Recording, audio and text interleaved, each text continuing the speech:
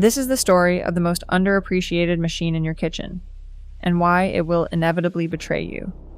Every morning, roughly 74% of households in developed economies reach for the same device: a toaster, a $4 billion global market built on one deceptively simple idea: make bread hot. But behind that familiar click of the lever lies over a century of engineering, chemistry, and a frustrating tendency to just stop working one day without warning. Let's start with what's actually happening inside that metal box. When you push the lever down, electrical current flows through thin coils of nichrome wire. Nichrome is an alloy of nickel and chromium that was invented in 1905 by a young engineer named Albert Marsh. Before Marsh's breakthrough, toasters used bare iron wire that rusted almost immediately at high temperatures. Nichrome solved that problem. It resists oxidation and has high electrical resistance, which means even a short length gets extremely hot extremely fast. Those coils reach over 1,000 degrees Fahrenheit. The air surrounding your bread climbs to around 350 degrees. And at precisely 154 degrees Celsius, something beautiful begins: the Maillard reaction. French chemist Louis-Camille Maillard first described this process in 1912, and it's essentially a chemical dance between amino acids and reducing sugars that creates hundreds of new flavor compounds. Nutty, caramel, toffee, malty notes emerge. That's why toast tastes better than bread. It's not just warm, it's chemically transformed. And the window between perfect and ruined is smaller than most people realize. Often just 20 seconds separates golden from charcoal. But early toasters couldn't manage any of this automatically. The first standalone electric toaster, called the Eclipse, appeared in 1893. You had to watch your bread constantly, then tip the entire device upside down to retrieve your toast, one side at a time. Most households still preferred long-handled wire racks over open flames. Electric toasters were novelties for the wealthy, and in cities wired for alternating current, they simply didn't work at all. Everything changed because of burnt cafeteria food. In 1919, a factory worker in Stillwater, Minnesota, named Charles Strite got tired of the blackened toast served at his plant.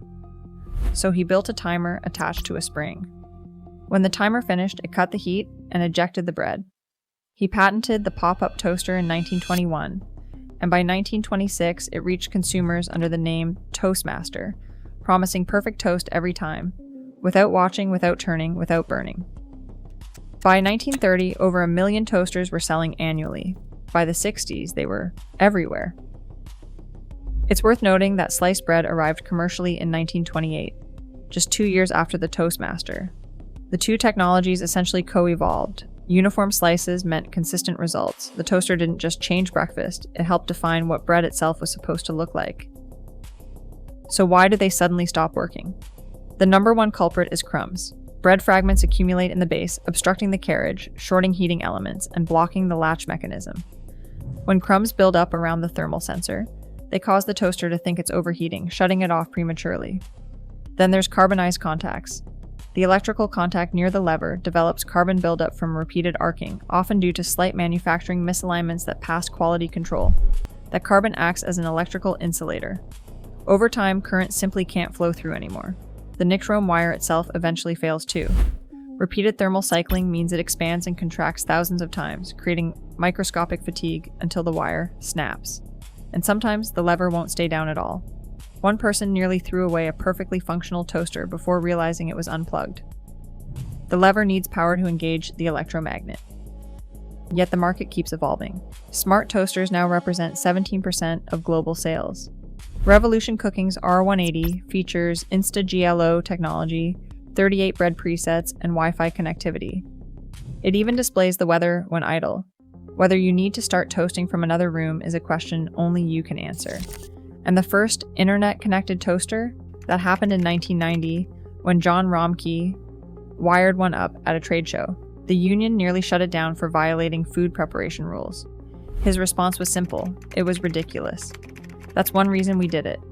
From bare iron wire and upside-down bread retrieval to AI-integrated smart toasting, this humble machine has mirrored our entire relationship with technology. We engineer brilliance, mass-produce it into fragility, and then wonder why it breaks. Clean your crumb tray. Your toaster will thank you.